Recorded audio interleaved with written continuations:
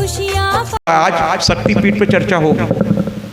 पत्थर की जगह बनी हुई है, पत्थर की एक प्रतिमा वहां है, लेकिन पुजारियों को जब पता चलने लगता है कि साहब वो समय आ रहा है, तो लाल कपड़े बांध देते हैं चारों तरफ और दरवाजा बंद, कोई दर्शन नहीं। और जब 4 दिन बाद खोला जाता है तो कपड़ा एकदम रक्त से नहाया होता है। बोलिए ना, कहिए ना, कौन कहता है कि भगवान नहीं? कौन जाता अंदर रक्त लगाने उसमें? मैहर में आज भी नियम है, रात के 9 बजे के बाद पुजारी भी वहां नहीं रहते। बड़े बड़े लोगों ने चेक करने की कोशिश की। हमारे तो हर मंदिर में कुछ आश्चर्य की बातें हैं। इसलिए तो मैं कहता हूं मेरा धर्म बहुत मजबूत है, बहुत मजबूत है। हर मंदिर की एक कहानी है, कुछ ना कुछ वहां आश्चर्य आपको देखने को मिलेगा। जैसे ज्वाला देवी, अकबर ने उस पर क्या नहीं किया, नदी की नहर बना करके उसके ऊपर डाल दिया कि कैसे नहीं बूझेगी। उस लहर पे से वो निकल करके ज्वाला देवी जलने लगी।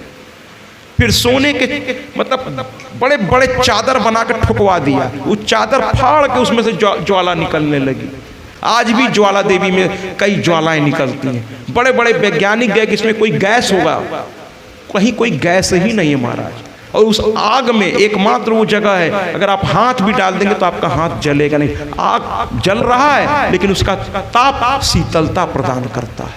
आश्चर्य करेंगे आप। कौन कहता है देवी नहीं है? इसलिए ईश्वर हैं। और थोड़ा सा देखिए, कहते हैं ना, लक्ष्मण बाण सरासन आनु, सोखी बारिद वृषक कृषानु। और उसकी ज्यादा लाइनों पे न जाते हुए मेन लाइन हम पकड़ते हैं, भय बिन होई न प्रीत। भय बिन होए न प्रीत, ये राम ने कहा है। थोड़ा भगवान से डरिए, दिक्कत क्या, डरिए, लेकिन उस डर का कोई दुरुपयोग आपसे न कर पावे उनकी आड़ में, ये ध्यान रखिए, उसका दुरुपयोग न कर पावे। और जो संत हैं, विद्वान हैं, उनसे मिलिए महाराज। आप अपने आप बहुत बड़े विद्वान हैं, मैं मानता हूं, है ना, लेकिन जिनको लगता है कि किसी विद्वान से, किसी संत से मिलने की क्या आवश्यकता है, ठीक है, फिर जिए। फिर मत कहिएगा कि कल को हमारे परिवार सब टूट गया, मेरे सामने मैं कुछ नहीं कर सका, सब बिखर गया, मत कहिएगा। फिर भाई आप सक्षम है ना, रोक लीजिए अपने से। अब आप कहेंगे कि संत रोक देगा, संत रोक नहीं देगा, लेकिन समय रहते आपको सावधान जरूर कर देगा कि आपके घर में ये कमी है, इसको दूर करिए, नहीं तो आने वाले दिन आपके पता नहीं क्या हो। अगर वास्तविक संत है तो जादू टोना नहीं बताएगा, तो कोई मंत्र भी आपको नहीं देगा, कोई झाड़ फूंक भी नहीं करेगा, कुछ नहीं करेगा। अगर असली संत है, सुधार लीजिए। आपसे एक चवन्नी उसका नहीं लेगा वो असली संत है। ये सब बताने का वो आपसे कोई शुल्क नहीं लेगा, समझ रहे हैं आप? बाकी लोग तो व्यवसाय करने निकले। तो राजा ने देवी भागवत सुना, 10वें दिन हवन हुआ और उस हवन का प्रसाद 4000 रानियों में बांट दिया गया। उसमें से एक रानी मां की परम भक्त थी। पूरे 9 दिन तक वो कथा सुनती रही, और जब कथा सुनती थी तो रोने लगती थी। माँ आपको बहुत ध्यान से देखती है, आपके हर भाव को बहुत ध्यान से देख रही है। भगवान आपके कर्मों का साक्षी है महाराज, डरिए। भगवान आपके एक एक कर्म जानता है। दुनिया से आप छुपा ले जाएंगे, भगवान से नहीं छुपा पाएंगे, समझ लीजिए जरा इस बात को। तो वो रोती थी आंखों, और देखिए जब आंसू गिराइए ना तो ये भौतिकवादी संसार के लिए मत रोइए। रोना है तो भगवान के लिए रोइए। रोना हो तो जो चले गए अपने माता पिता, उनके लिए कभी रो दीजिए। ये धन दौलत और ये सब के लिए जो आप रोते जाके भगवान के सामने, मैंने कहा ना कि एक भगवान ने कहा कि आज सुबह से भक्त नहीं आए, तो एक भक्त ने कहा करे लाइन लगी है आपके यहाँ और आप कहते हैं सुबह से भक्त नहीं आए, तो कहने लगे ये भक्त नहीं है, ये सब भिखमंगे हैं, ये कुछ ना कुछ मांगने आए। भक्त तो वो है जो आकर के कल समाधि वैश्य की कथा में मेरे अखियों के सामने ही रहना, ओ शेरों वाली जगदम्बे, उसने यही तो मांगा, और क्या मांगा।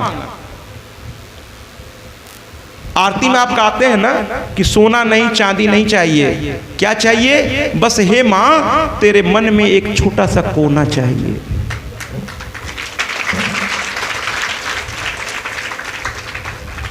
सभी रानियों ने प्रसाद खा लिया और जो रानी बहुत भाव से उस कथा को सुनी थी, देवी भागवत, 9 दिन तक, उसी रानी को गर्भ ठहर गया। गर्भ में जब वो संपूर्ण होने लगा तो मां सपने में आई। जिसको सपने में देवी देवता के दर्शन हो जाए समझ लीजिएगा बहुत भाग्यशाली है। सामने से तो बुलाने के लिए बहुत साधना करनी पड़ेगी। सपने में आई, कहने लगी ये सुकन्या तुम लोगों का नाम रोशन कर देगी, इसका थोड़ा ध्यान रखना, क्योंकि इसके जीवन में आने वाले जीवन में इसके बहुत दुख लिखा है, लेकिन वही दुख इसको सोने की तरह तपा करके चमका देगा। मां घबरा गई, कहने लगी मेरी बिटिया पे दुख आएगा। कहने लगी वही दुख तो इसकी पहचान बनाएगा। जो लोग कुछ करते ही नहीं है महाराज, उनका क्या सम्मान होगा समाज में। लेकिन जो लोग आगे बढ़कर कुछ करते हैं, जैसे ये अनुष्ठान आसान है, परेशान हो जाते हैं लोग, इस परिवार के लोग, काम तरह तरह की चीजें तरह तरह की, लेकिन कहते ना कि गिरते हैं सहसवार ही मैदान जंग में, वो कुफ्र क्या करे जो घुटनों के बल चले। जो कुछ करबे नहीं करेगा उसको क्या दुख और सुख, खटिया पे लेटा हुआ क्या दुख और सुख, लेकिन जो करने निकलेगा वही कभी उसको दिक्कत होगी, कभी तकलीफ होगी। मैं अपने जीवन का अनुभव बताता हूँ, छोड़िए दुनिया के बात, मैं अपना अनुभव। जिस दिन मैं बहुत रात दिन काम में व्यस्त हो जाता था, जब गृहस्थ मैं भी था, उस दिन मेरी पत्नी कहती थी शाम को, उसकी तस्वीर सामने लगी हुई है, मेरी पत्नी रात में कहती थी कि आज आप बहुत थके हुए हैं। मैंने कहा हाँ, तो लेकिन मेरी हिम्मत बढ़ाने के लिए वो कहती थी, या सच कहती थी ये तो वही जाने, कहती थी आज आपके चेहरे पे एक अलग ही तेज आ रहा है। कहने का तात्पर्य ये है कि अगर रात दिन आप अपने काम में अपने को झोंक देंगे, ये चमड़े का शरीर है महाराज, ये जितना इसको आराम देंगे उतना ही ये आराम खोजेगा, लेकिन जितना इससे काम लेंगे ये आपका नाम खोज के बाहर कर देगा। आराम करने के लिए शरीर नहीं मिला है, आराम करने से बेकार, कहते हैं ना खाली दिमाग शैतान का घर। तो ये गर्भवती हो गई। माँ ने कहा, कुछ दिनों के बाद वो कन्या हुई। वो कन्या इतनी सुंदर थी, इतनी सुंदर थी महाराज, कुछ बच्चे देखने में इतने सुंदर होते हैं कि मन, हम तो सारे बच्चों को खिलाते हैं, छोटे बच्चे के सामने आके तो किसी की नाक पकड़ कैसे करते। मेरी आदत से पड़ी है बच्चों के साथ, क्योंकि बच्चों में भगवान है। जब बड़े होंगे तब अपने अपने व्यवहार से भगवान से दूर हो जाएंगे या भगवान के और नजदीक हो जाएंगे, लेकिन बच्चे मन के सच्चे। तो कुल मिलाकर के सुकन्या सुंदर थी, इसलिए पुरोहितों ने नाम रख दिया सुकन्या, यानी सुंदर कन्या। इतनी सुंदर थी महाराज कि धीरे धीरे वो बड़ी होने लगी। एक दिन अपने सखियों के साथ, और जहां बड़े लोग होते हैं तो उनको आदमी की कमी नहीं होती महाराज, जहां धन हो, जहां बल हो, वहां जन अपने आप आ जाता है। तो राजा के पास आदमी की कमी थोड़ी थी, तो उसकी सखियां बहुत सारी थी, मंत्रियों की लड़कियां, सेनापति की लड़की, और भी न जाने कितने बड़े बड़े व्यापारियों की लड़की। वीआईपी तो भाई वीआईपी के साथ ही ज्यादातर रहता है ना।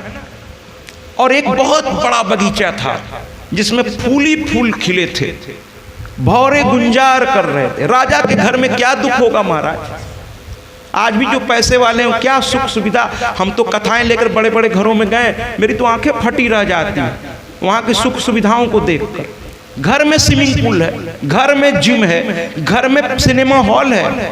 मैं ऐसे घरों में भी गया हूं और उनके लिए कथा किया हूं, और वो मुझको बहुत अच्छे कमरे में ठहराते और पर्सनल अपने रसोइये को कह देते जरा इनका ध्यान रखना।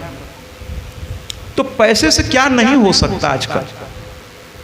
तो उस जमाने में भी होता था, राजा के घर में सब कुछ, कोई कमी ही नहीं थी। राजा की इस लड़की को ये पता ही नहीं थी कि गरीबी होती क्या है। धीरे धीरे देखिएगा, आपको जैसे जैसे कथा में डूबिएगा, एक समय ऐसा आएगा कि आप रोने लगे। उसको गरीबी पता ही नहीं थी। कभी गरीबी देखी हो तो पता हो ना।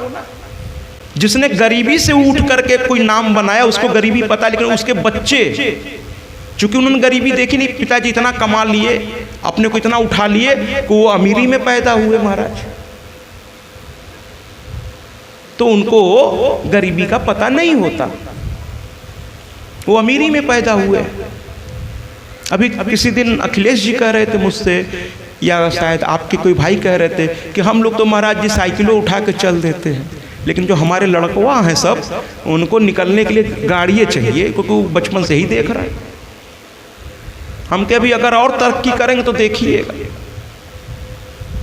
होता है। माँ बाप जब अच्छे हैं तो बच्चों को क्या कमी हो, कौन माँ बाप चाहेगा कि हमारे बच्चे को कुछ कमी रहे। हर माँ बाप अपनी औकात भर अपने बच्चों को अच्छा ही देते हैं। ये बच्चों को भी समझना होगा कि जो माँ बाप देते उसमें खुश रहिए, वो अपनी ओर से कोई कमी नहीं करेंगे आपके लिए। एक माँ बाप ही तो हैं जिन्होंने करोड़ों रुपए अब तक आपको खिला दिया, पिला दिया, सजा दिया, लेकिन कभी आपसे पलट के नहीं कहा किसी और से 10 रुपया लेके देखिए, 2 दिन बाद मांगने न चला आए तो कहिएगा। एक माँ बाप हैं जो कभी आपके सामने हिसाब खोल के नहीं बैठे। ऐसे माँ बाप के लिए जोरदार तालियां। किसी और से 10 रुपया मांग के देखिए, 10 रुपया मांग के देखिए, पता चल जाए 10 रुपए की कीमत क्या होती है।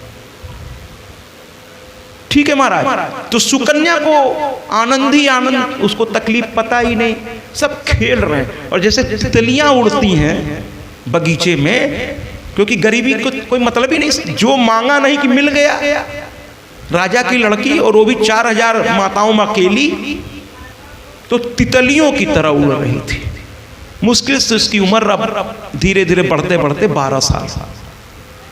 जरा उसकी खुशी को एंजॉय करते हैं हम लोग कि राजा की लड़की कितना आनंद ले रही है। एक गीत से हम लोग इसको एंजॉय करते हैं। ऐ हवा मेरे संग संग चल, मेरे दिल में हुई हलचल। ऐ हवा मेरे संग संग चल, मेरे दिल में हुई हलचल। कहे दरिया पानी कलकल, तुझे आस मिलन के पल पल।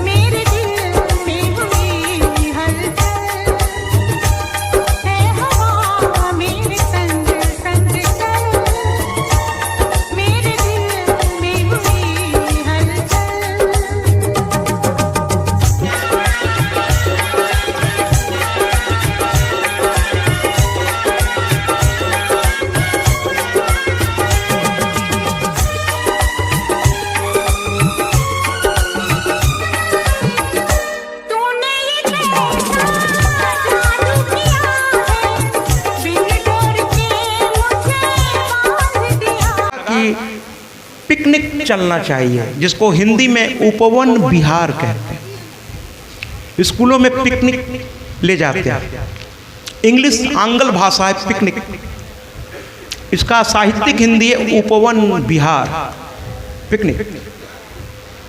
तो राजा ने सारे रानियों से कहा कि राजकाज से बहुत थका हुआ हूँ, कल परिवार के साथ थोड़ा छुट्टी मनाऊंगा, आनंद लूंगा।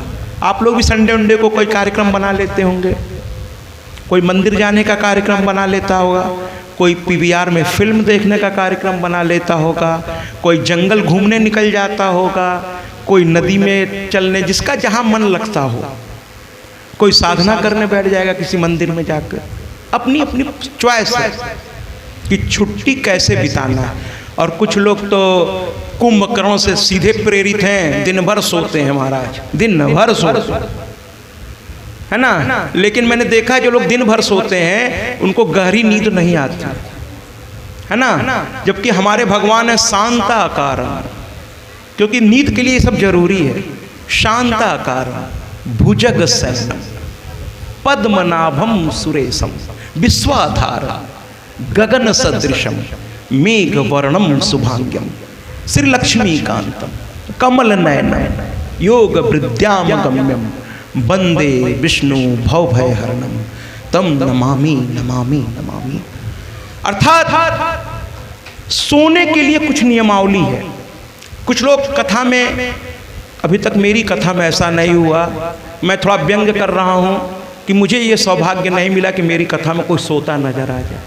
मेरी क्या कथा, मेरी मैया की कथा में आए कौन, नहीं देखा मैंने किसी को। लेकिन कुछ कथाओं में मैंने देखा पब्लिक सोने लगती है, तो वो लोग कहते देखिए महाराज जी सो रहे हैं, हम कि इनको यहाँ शांति मिली है, घर की इनकी मलकिन शांति बनाए नहीं रखती होगी तो बेचारे यहीं आके कुछ देर सो लेना चाहते हैं। कथा में कम से कम शांति तो पक्का है। कौन सी शांति? मन की शांति, और किसी शांति की बात नहीं कर रहा, मन की शांति, यहाँ शांति मिलती है, ये तो पक्का है। कथा कोई भी करे, मैं सभी व्यासों को प्रणाम करता हूँ। अगर वास्तव में कथा हो रही है तो थोड़ा शांति तो वहाँ मिलती है महाराज। ज्ञान मिलता है नहीं मिलता वो बात की बात है, और जहाँ शांति होती है आदमी को नींद आने लगती है। लेकिन इसका मतलब ये नहीं महाराज कि यहाँ सोइएगा, नींद वहाँ आती है जहाँ व्यास की बात धीरे धीरे आपके समझ के बाहर हो जाती है, तो आप कहते हैं लाओ एक झपकी ले ले। जैसे फिल्म हाल में आप 500-600 के टिकट कटा के जाते हैं और वहाँ वो स्क्रिप्ट इतनी बेकार है कि अब आपको लगता है 500 रुपये के टिकट खरीदें, बाहर निकलेंगे तो क्या करेंगे, लाओ एसी में सो ही लेते हैं 3 घंटा, कुछ तो पैसा वसूल हो जाएगा। कभी कभी ऐसी स्थिति होती है। लेकिन जहाँ आनंद की वर्षा हो रही है वहाँ कौन सोता है महाराज? वहाँ तो आनंद की वर्षा, ज्ञान की वर्षा हो रही है, वहाँ तो लोग सजग होकर सुनते हैं। उनके मन की बात तो करिए, वो सुनेंगे। श्रोता से अच्छा तो दुनिया में कोई होता ही नहीं है। सुनना आसान नहीं है महाराज, सुन लीजिए, आप हमसे बहुत बड़े हैं कि आप में सुनने की क्षमता है। आजकल बहुत लोग में सुनने की क्षमता, आजकल खासतौर पर युवाओं में कहाँ सुनते हैं। आप अभी बोलना शुरू कीजिए वो मुंह बनाना शुरू कर देते हैं। आजकल सुनने की क्षमता खत्म हो गई है। तो अगर आप ध्यान से मेरी बात सुन रहे हैं तो मैं आपको प्रणाम करता हूं, आप हमसे बड़े हैं, आप हमसे बड़े हैं। आप में सुनने की क्षमता है, समझने की क्षमता है, मैं आपको प्रणाम करता हूं। तो सुकन्या और सब रानियों ने मिल करके उपवन विहार राजा के साथ चल पड़े। अब भैया उपवन विहार है तो क्या कमी है हमारा, कई तरह के भोजन बने हुए है ना, तो अपना खा पी रहे हैं, खूब आनंद ले रहे हैं। अब राजा अपने रानियों के साथ आनंद में डूब गए। एक सरोवर था, 4000 रानियों के साथ उसी में प्रवेश करके आनंद जीवन का उठाने लगे। राजा थे, सेना थोड़ी दूर पे खड़ी हो गई कि भाई राजा का ये व्यक्तिगत इस समय है तो वहाँ कोई नहीं रहेगा।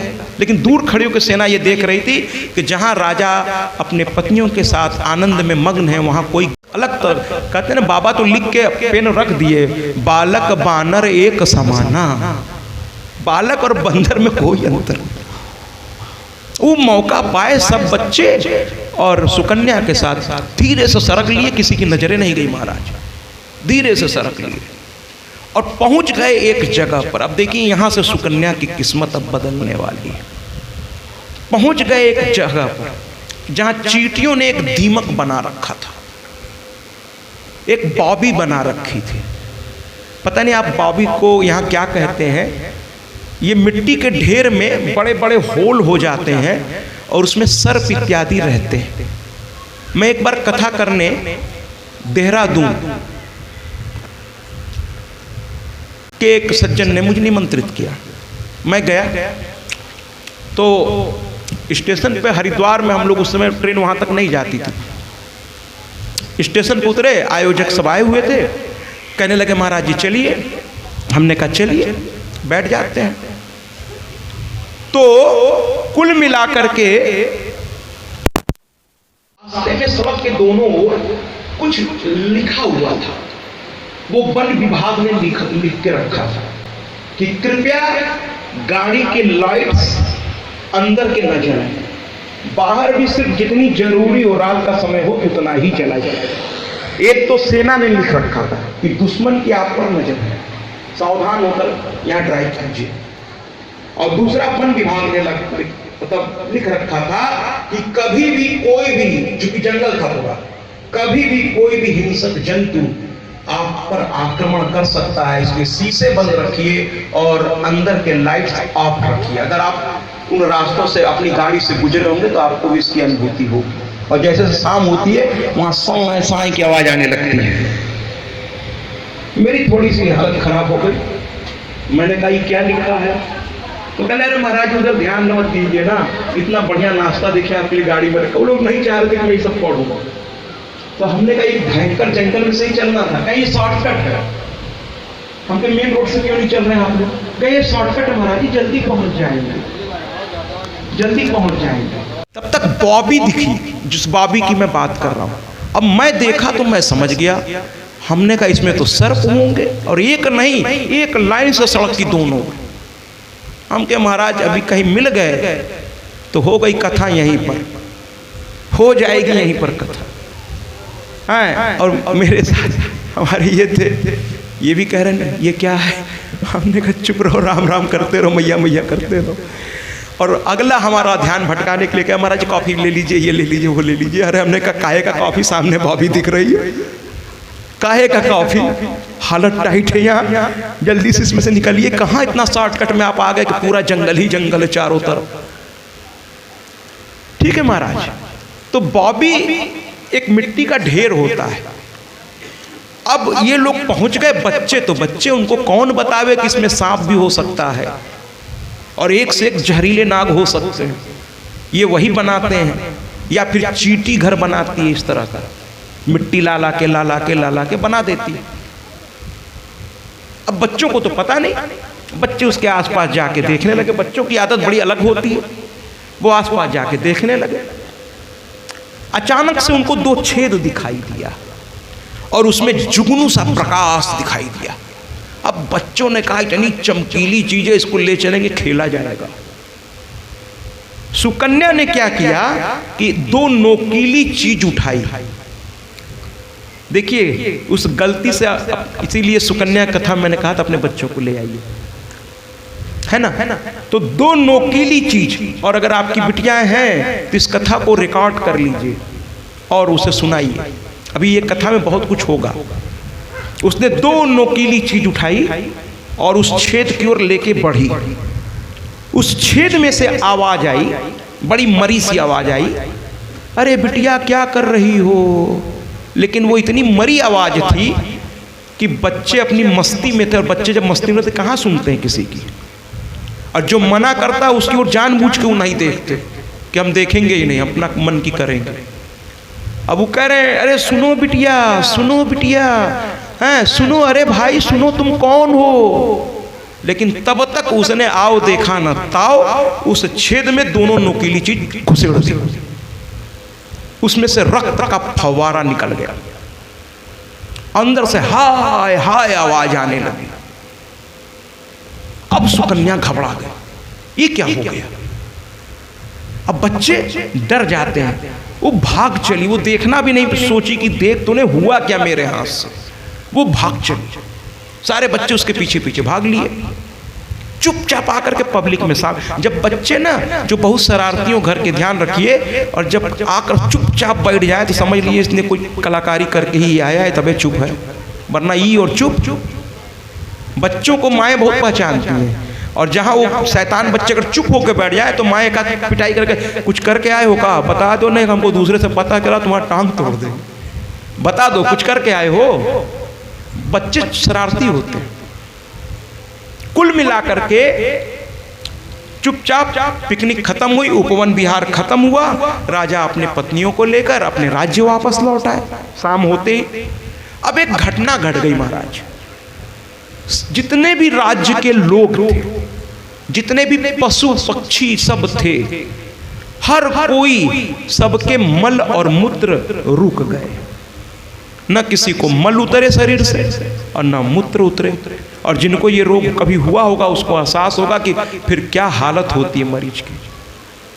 अगर आपका क्या कहते हैं मूत्र ही नहीं उतर रहा है, मल ही नहीं शरीर से बाहर हो रहा है, तो जहर शरीर में फैलने लगेगा, आपकी मौत हो जाएगी।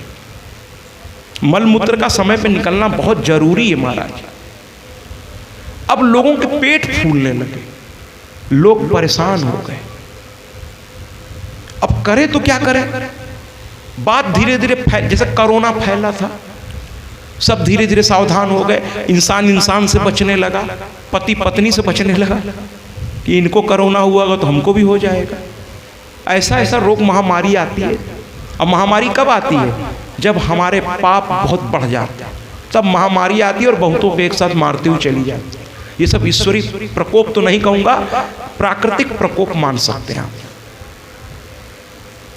अब सुकन्या जो है अब फिर से खेलने चलेगी। बच्चे ना भूल जाते हैं बहुत जल्दी, बच्चों में एक खासियत होती है। वो फिर से खेलने चली गई अपने क्या कहते हैं अपने दोस्तों के साथ, और इधर उधर हाहाकार मचने लगा। एक व्यक्ति दूसरे से पूछा था, तुम्हारे घर में सब ठीक है? वो कहे नहीं नहीं, हमारे यहाँ किसी को मलमूत्र ही नहीं हो रहा है महाराज।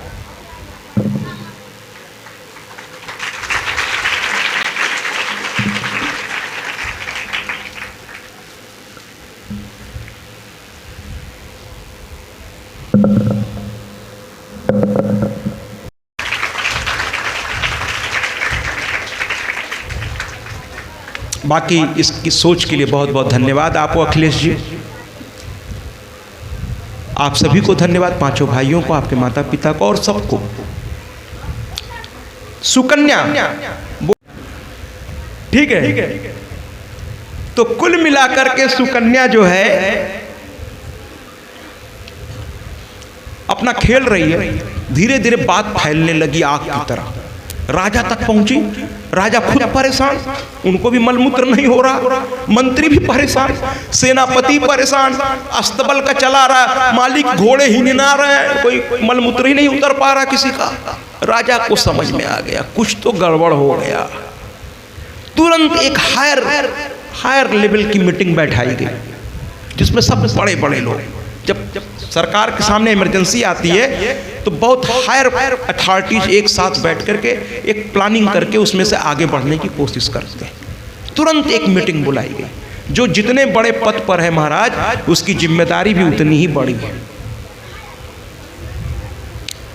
पद की अपनी गरिमा है। आप में से कोई कौन आप लोग जानते नहीं है, कौन कहेगा अभी मुझको देखकर कि अभी थोड़ी देर पहले ये बिस्तर पे लेटे हुए थे और 2-2, 3-3 सुई इनको लगाई गई?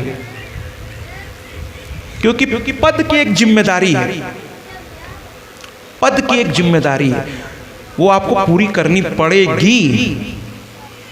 अगर आप सम्मान पा रहे हैं तो उस सम्मान के योग्य आपको बनना पड़ेगा। जिसने जिसने अपने पद के साथ ईमानदारी नहीं की, समाज ने उसको उतार करके हमेशा के लिए फेंक दिया है। सम्मान भीख में नहीं मिलती। ऐसा नहीं है कि आप कोई तोप सिंह हैं कि आपको सम्मान मिलेगा ही। सम्मान कमाना पड़ता है, उसके लिए अपने काम को आप अच्छे से करिए, बाकी सब अपने आप हो जाएगा। आप अपने काम के प्रति ईमानदार होइए, समाज आपको अपने सर पे लेके घूमने को तैयार है। जिस पद पर भी आप बैठे हैं पूरे मनोयोग से। और आजकल कुछ लोगों की सोच क्या है कि महाराज अकेले हमारे सुधरने से क्या होगा, या सब गलत कर रहे हैं आप तो सुधरो, और इसी तरह हर आदमी अपने अपने स्तर पर सुधरने लगेगा, पूरा समाज एक दिन सुधर करके सब सही रास्ता। हम लोग शुरू ही नहीं करते, हम लोग कहते हैं हमारे सुधरने से क्या होगा। अरे आप ही के सुधरने से शुरू होगा, आप ही के सुधरने से शुरू होगा। सुकन्या जो है उसको पता नहीं है, वहां हाई लेवल की मीटिंग बैठ गई, महाराज अपने आसन पर आ गए, मंत्री उंत्री सब आ गए, सब बहुत बड़े बड़े वीआईपी जा गए, और शुरू हो गई कि क्या हुआ। महाराज ने सबसे पहले सेनापति को बुलाया। वो समझते थे भाई राजा कोई ऐसी थोड़े, कोई भी किसी पद को ऐसे प्राप्त नहीं करता जब तक उसमें योग्यता नहीं होगी, कहाँ मिल पाएगा, और मिल भी जाएगा तो संभाल नहीं पाएगा अगर योग्यता नहीं है तो उसके हाथ से वो पद चला जाएगा। कुल मिलाकर के राजा हम आदिशक्ति माता दुर्गा की कथा सुनाते हैं, हम कथा सुनाते हैं, जिनकी कृपा से दुख विपदा संकट मिट जाते हैं, सब खुशियाँ पाते हैं। सुनते ही जिनका नाम असुर और खल घबराते हैं, माँ से थर्राते हैं, जिनकी कृपा से दुख विपदा संकट मिट जाते हैं, भक्त जन खुशियाँ